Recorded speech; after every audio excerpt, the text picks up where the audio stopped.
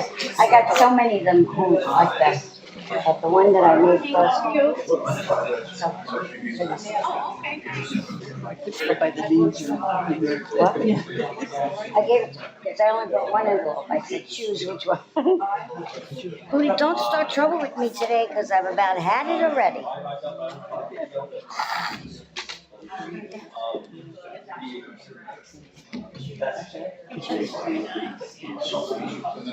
When Pat got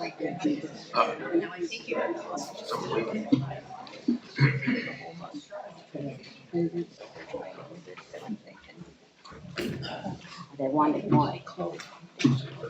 Right.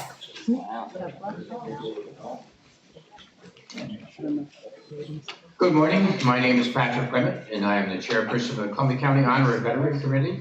On behalf of Congressman Mark Marandarum, Senator Michelle Hinchy, the Columbia County Board of Supervisors, and the Columbia County Honorary Veteran Committee, I'd like to welcome you here this morning and thank you for your attendance. Before we begin, please silence your cell phones or any other electronic devices, please.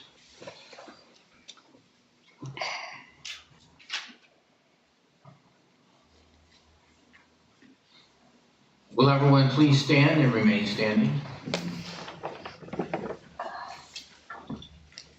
Will the Stuyvesant Falls VFW Post 9593 please post the colors? Color guard, attention. Left face. Half step, march.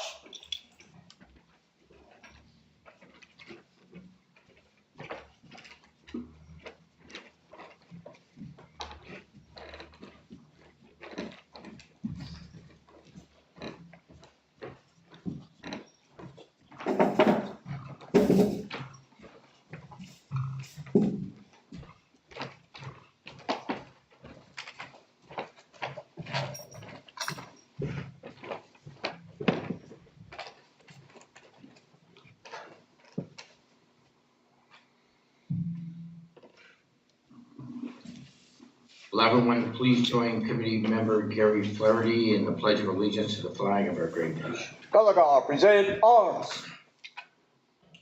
I pledge allegiance to the flag of the United States of America and to the republic for which it stands, one nation, under God, indivisible, with liberty and justice for all.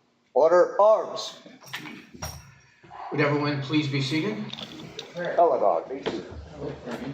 prayer. Oh, pardon me. Get up and get. Well, we're back up. Sorry. The prayer, please, invocation. O God, by whose mercy the faithful departed find rest, look kindly on our departed veterans. Grant that through the passion, death, and resurrection of your Son, they may share in the joy of your heavenly kingdom, and rejoice with you and your saints forever. We ask this through Christ our Lord. Amen. Amen. Now, everyone can be seated. Color guard, be seated. I apologize, generally the invocation comes before the Pledge of Allegiance.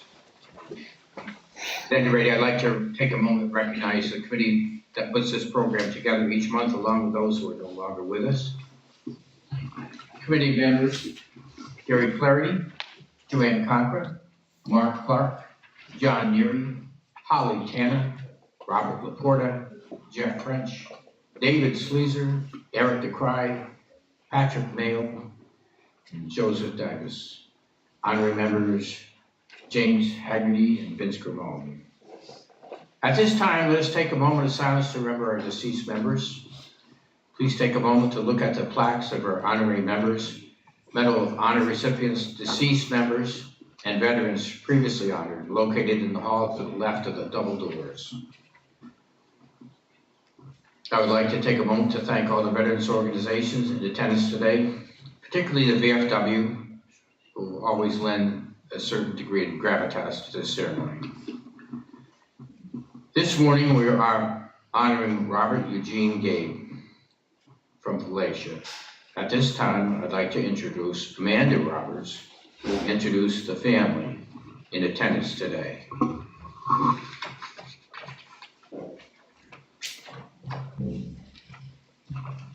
Hello, I don't really have much to say other than his wife of 53 years, Joyce Gabe. That's it.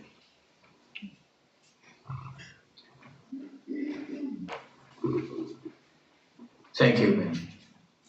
We also have via Skype the pleasure to welcome the second grade class from the Hudson City School District and their teacher, Sylvia Baczynski, at the second grade. I would now like to introduce Alex Horton, representing Congressman Mark Molinaro, who will present the American flag that flew over the Capitol in Washington, D.C. to the family.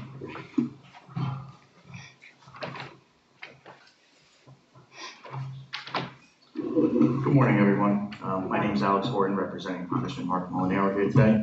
I want to thank the Honor of Veteran Committee of Columbia County. You guys do a phenomenal job. This is the 11th one we've had this year, and they've all been absolutely terrific. I also want to thank everybody else in attendance, our community members, our neighbors, and representatives of our local and state dignitaries. Today we're honoring a man that served in 3 wars. You don't hear that very often. And I think it's incredibly special here in our district and here in wonderful Columbia County. I want to present the flag here today flown over the United States Capitol on behalf of Congressman Mark Molinaro to the family of Robert E. Gabe. So thank you. Thank you very much.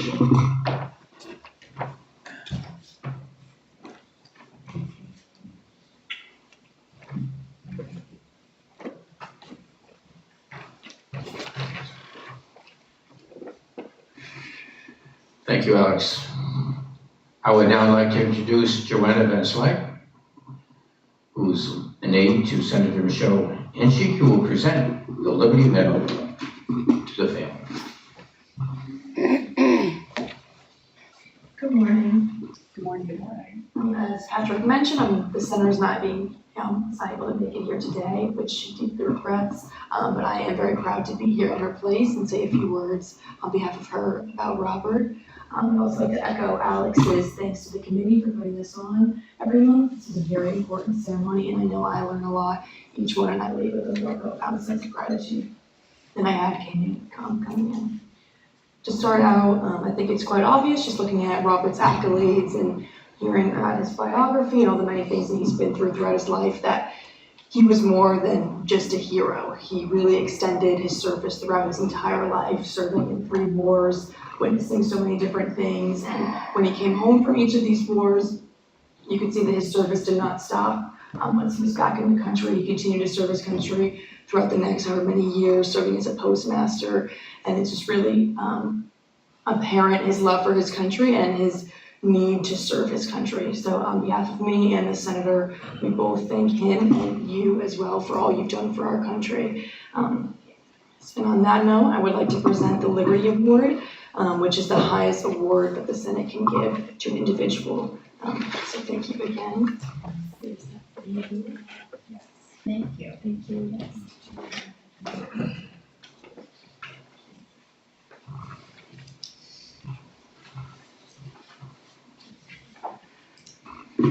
Thank you, Joanna. I would now like to introduce Tim Owens, Town Supervisor, who presents a certificate of recognition on behalf of the Columbia County Board of Supervisors.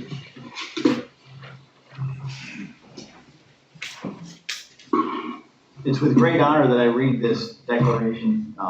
It's amazing, as you'll learn, the many things that he has done to serve our country and serve it well.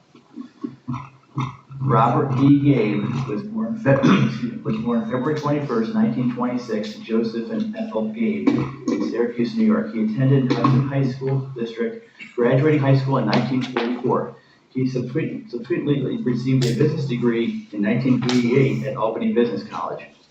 Robert was drafted into the Army in May of 1944 and served 26 years, spanning 3 wars, including World War II, the Korean War, and the Vietnam War, until his retirement in September of 1970.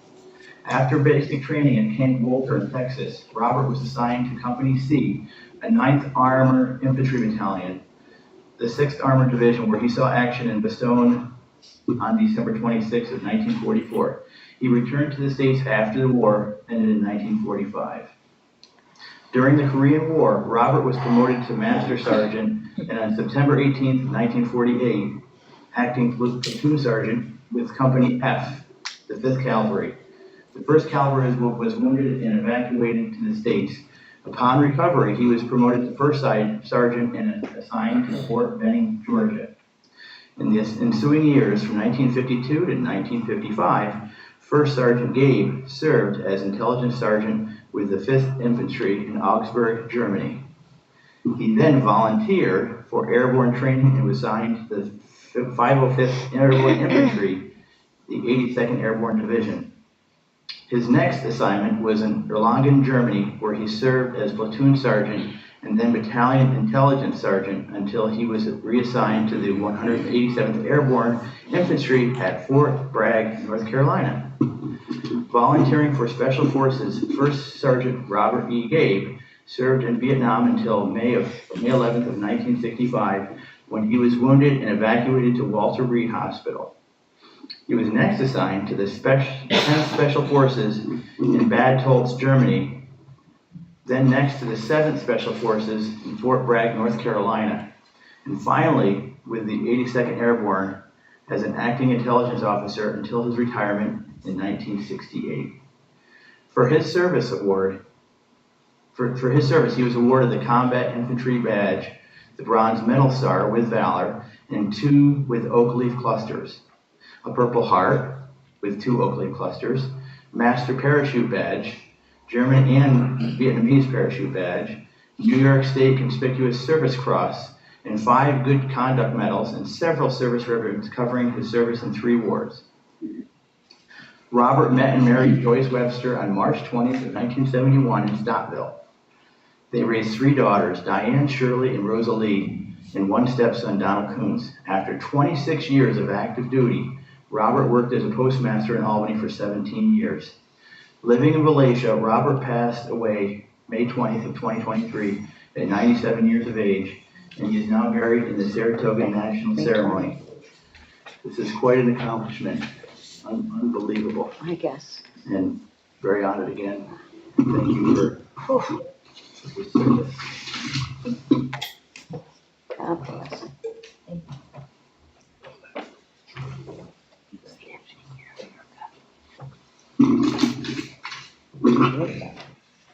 Hello. Thank you, Kim. At this time, the PSC Widows Group presents a family with a bouquet of flowers in memory of their loved one's service to the country and assorted other handmade gifts.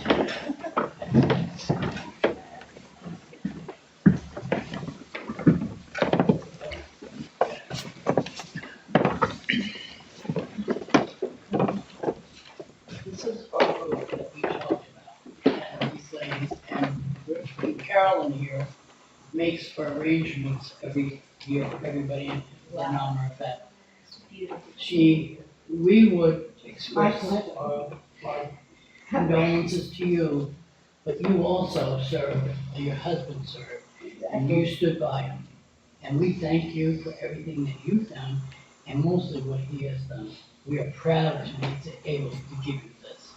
God bless you. Thank you. God bless you. Thank you. I'm sorry I couldn't be with you, but I couldn't. I understand that. She wanted to be with our group, and her and I talked for a while, and we understand that. And I told you, when you feel better, Amanda, let us know. We'll come visit you. All right? And we'll be glad to sit there and hang on. You can throw us out anytime you want, okay? God bless you, Mary. God bless all of you too. Thank you. Thank you. Thank you. My pleasure. I'm gonna put, oh, thank you. I love you. Thank you. It's over here, okay? Yes, thank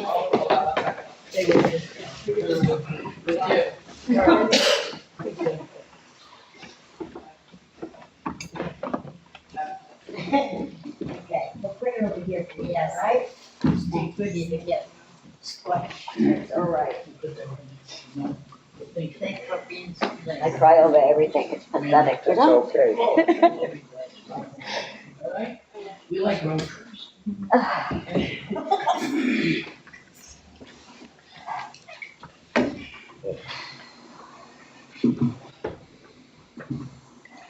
No, before I go on, I'd just like to give a round of applause to our widows.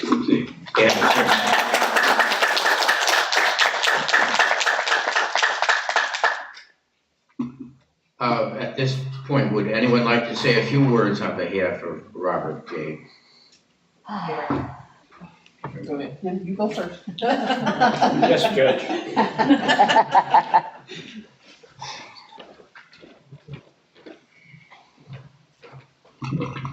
Morning. I gotta tell you, I've known First Sergeant Gabe for 47 years.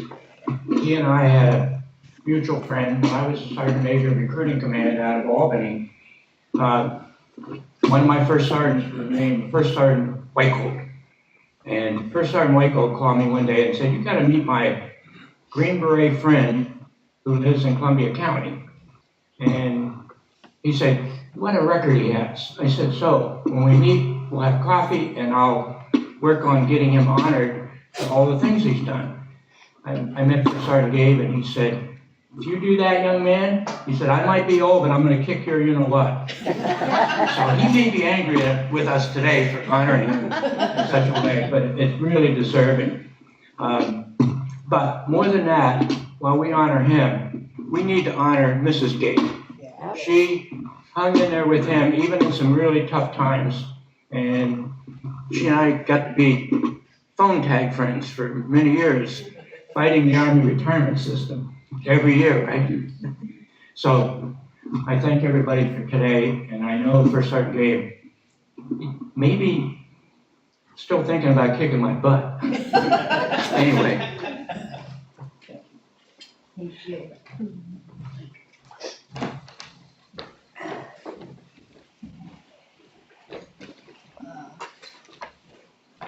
You know, I love getting to a microphone, guys. Get trouble now. Hi, Linda. It's an honor to meet you. Thank you. He's already blessed me because I got to meet you today. How's that, all right? Good morning, everyone. I'm the Honorable Dr. Carrie A. O'Hare, and it is my honor today because I am president of the county magistrates, and I've been doing this job about 23 years. So I guess I got it down. But we started a program this year, and it's called Shared Values. And Command Sergeant Major, did I say it the right way, Gary Flaherty? Oh, right. I have to learn how to salute, but anyhow, thank you. We started a program this year, and I say we, the judges, because we feel we have shared values. And we want to honor every veteran, whether they're active duty or past at this point, all right? Because of our shared values of duty, honor, justice, and country. And if we don't start celebrating those values, we're all going to be in trouble. So what we did is we put together and designed a challenge coin. And I am honored today to present one of these that has the 6 services on it. And it also has shared values. And again, it's saying duty, honor, justice, and country. You've served as your mate, your best friend, lover, husband, all right, all those years. You made sure he was there to do everything he could for us. Yes. So for that reason, I'm handing this to you. All right. As our thank you for doing all that. He even made sure that, he said he wanted me to make sure that he donated his body so he could help other veterans.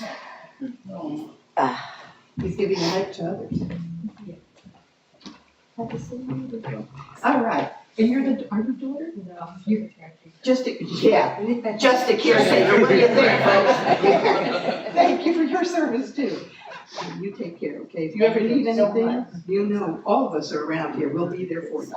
Thank you. Okay, you're never alone. All right. All right. Okay, I'm taking my little thing here. Okay. All right, guys, I'm giving up the microphone. All right.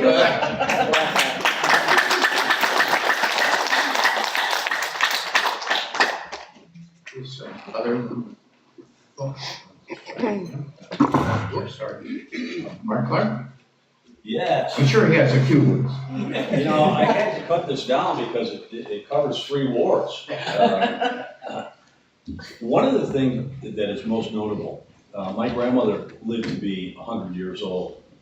My wife's grandmother, one grandmother lived to be 103, and the other one 101. I thought maybe perhaps it was something in the water. But the thing that's most remarkable is that, like today, he lived to be so old that everybody that he ever knew, pretty much, has passed either before him or with him. And I just want to point that out. He is probably, I've been doing this for 23 years, he is probably one of the most remarkable men that I have ever come across, and it was a pleasure doing his biography. He started out in the Battle of the Bulge. Now, if anybody's been watching television recently, you can see Band of Brothers. And it's kind of interesting because they were the 101st, and they left out the 82nd. The 82nd was in there as well. I guess they had better press people with 101st Airborne. They sent him in there without enough food, enough ammunition, and enough winter clothing. And when Captain Winters, in the story, they mentioned that he was surrounded, he says, we're supposed to be, we're paratroopers. Think about it. Maybe that influenced him, where he eventually went on to become a paratrooper, and he was not a young man when he did that. That's the thing that's most remarkable. He was with an outfit, an armored infantry unit that came in relief of Bastogne. Bastogne was significant because all the roads led to it. If you controlled Bastogne, you controlled that area that would go west. It was much like Gettysburg was during the Civil War. All roads led to Gettysburg, and this small hamlet of Bastogne was like Gettysburg. The other thing that was interesting in another famous battle, or at least a gathering, was Valley Forge. It was cold. I spoke to a World War II vet that was there, and he said that he didn't have winter clothing. And there was this guy from Texas, and I wrote about it in a book of mine. He says they were freezing, and he had this, but he was the only one that had this big woolen jacket. And he opened it up and says, "Smitty, come grab a hold," he says. "We're going to be warm all night long." And he did. He went, wrapped his arms around him, he took his coat, and there was nothing untoward with that. It was brotherly love for another person in combat. I would just like to go very quickly down through here. He had what they call the CIB, Combat Infantry Badge. It was awarded to any infantryman who fought actively on the ground battle for either the infantry or the special force. He had 3 of them. That means not everybody that goes into service does not see combat. For every one person up on the front line, there's about 9 or 10 of them behind him making sure that he's got he was on the front line, not once in World War II, not twice in Korea, which he was wounded, by the way, and Vietnam, which he was wounded a second time. He received the Bronze Star with V. That means it's awarded to anybody in the United States Armed Forces for heroic achievement or service or meritorious service in combat. The V distinguishes the award for combat valor and heroism, meaning that he did something of great importance that probably saved his life and the lives of many of his men. It's not just a Bronze Star, it's a Bronze Star with a V, and anybody that served in the military would know what that means. He got the Purple Heart. Twice he got it, and he had to be lifted out of a combat zone. I do want to make one correction though. In the biography, it appears that he was wounded in 1948. He was assigned to the unit in 1948, and he would have received his wounds after 1950, which was the beginning of the summer of 1950. He was a master parachute, he had a master parachute badge. That's not just something they hand out. I have a parachute badge. I was in for a couple of years. The next parachute badge will have a star above it. if you notice his out on the table, he has a star and a wreath around it. And if you really want to get the chills, take a look at his jump roster, his book. In order to get the master jump wings, you have to have at least 65 jumps. When I was in, there had to be so many of them at night. You know how difficult it is to jump out of an airplane at night? When you jump up, because what happens is that you have no depth perception, and you try to reach for the ground, and it causes great injury to ankles, knees, hips, and the like. He was the top of the top. Read his jump right. He's got 2 of them there. Just read through them. He received, and they don't have it there. I noticed right off the bat. He received not only the American jump wings, but he received the German jump wings. I knew them because I was stationed in Germany. But they're missing the Vietnamese jump wings that are not there. But you can see it on his uniform on the right-hand side, and it's above. He received the New York State Conspicuous Service Award. He received, now this one is perplexing. He received the Good Conduct Medal 5 times. In order to receive the Good Conduct Medal 5 times, you have to have 3 years consecutively without doing something wrong. Now, he was a paratrooper. Paratroopers are known to fight. And if they have no one to fight and the enemy, they fight among themselves, which causes Article 15, am I correct on that, Sergeant Major? Which means that you can't get a good conduct medal. He got it 5 times. 5 times, 15 years in a row. This guy was a good boy for 15 years. That's amazing. Santa Claus loved him. He received, and they don't have it here, several of service medals that would have said he would have had them for World War II, a couple, 2, 3 of them for World War II, 2 or 3 of them for Korea, as well as Vietnam. And if they have a little star in there, that means it was more than 1 tour of duty. Now, this is where we get to the good part. When he became a paratrooper, he was not a young fellow. I was a young fellow.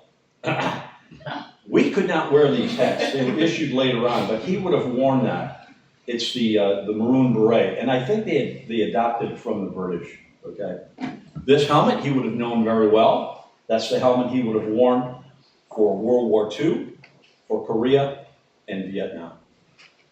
These are coveted jump boots, and if you'll notice, they're what they call cockpit. They have a little thing over the top of the boot. That distinguishes that you are not just your average infantryman, you're a paratrooper, and you have the honor of blousing your pants in there, and you will wear them. If you see, yesterday, if you'll notice, anybody saw the movie there, what was it? Top Gun. No, not Top Gun. The 101st Airborne. What is that again? My mind goes blank. Anyway, in there, Band of Brothers. You'll notice that the paratroopers had their boots bloused. And that was in honor of the fact that they were the only ones who could do it. Quick story. My father served with the 509. That was my old unit. In Italy. The paratroopers in those days only had a half boot. And they came out with a cockpit during that time. And they weren't getting them in the front lines. They were making combat jumps, and guys were wrenching their ankles and legs. So what happened is that when they were taken off the line, they went back and they found that the people in supply were wearing boots like these. So they were a little bit unhappy because their buddies got busted up. So they found one guy that had him on there and they said, "Oh, we see you're a paratrooper." He goes, "No, I'm not a paratrooper." He goes, "Oh, yes, you are. You got a pair of boots on like that." They took him to the tallest building that wasn't blown up in Italy, which is about 3 stories. They tied a pillow around his waist and pushed him out. Needless to say, he broke a leg or 2. But these boots come in by the thousands.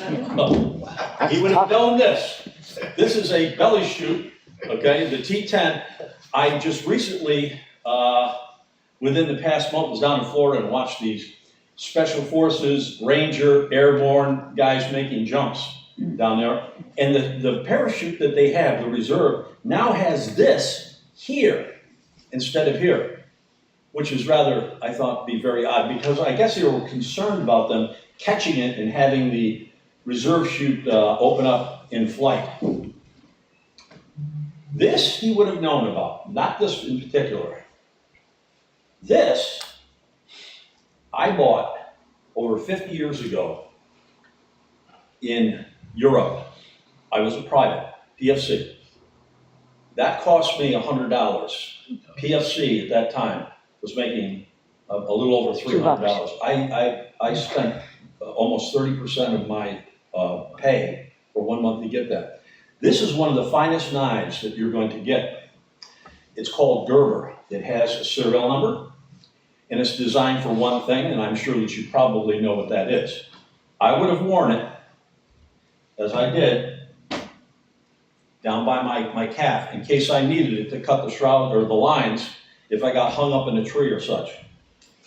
I wore that 50 years ago in a small little conflict when they locked us all in, issued us weapons in a place in Germany. We were the strike force for the Yom Kippur War about 50 years ago. Thank God we had strong leadership, a good military, because after several days, we were told to stand down. The Israelis had ended that conflict. I hope that is also true today. But I brought this for another reason. This reminded me of Gabe. It is specially designed. It is a weapon that ought to be in its sheath at all times. I lock it in my gun safe. However, it's removed, much like Gabe, at Bastogne, Korea, and Vietnam. Oh, by the way, when he was in Vietnam, he was in 65, he was with the Special Forces.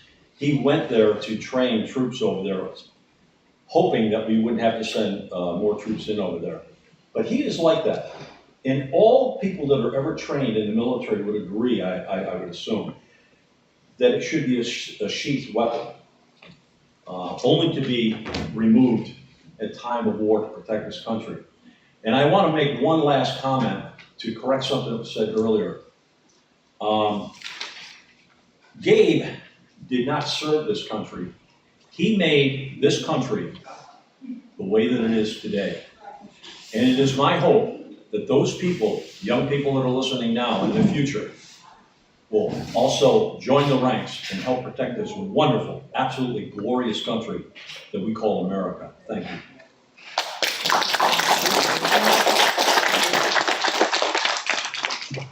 Thank you, Mark. Anyone else?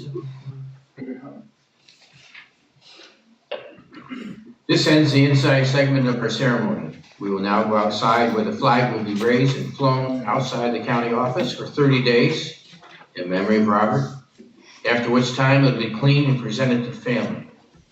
You're welcome to join us for juice, coffee, and donuts after the ceremony. This concludes this month's ceremony. Our next ceremony will be March 25th, 2024. Okay. If you're interested in honoring the veterans, applications can be picked up at the Veterans Office. Will everyone please stand? Color guard, attention. Will Stuyvesant Falls VFW Post 9593 please retire their colors? Color guard, half step, march.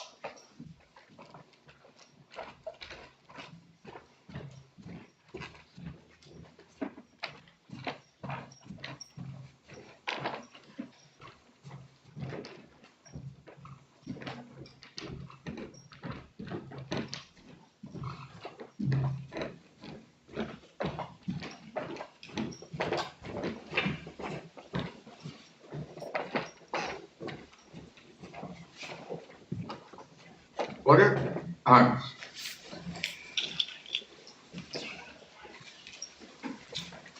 While we do our outside ceremony, we'll be raising the flag and take some pictures and so forth. So please join us outside. Don't forget the coffee and donuts. Thanks very much for coming. I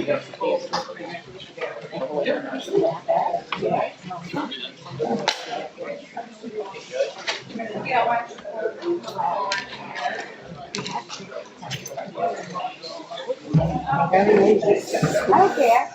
Yeah, Michelle just punched you. Did you see that? No.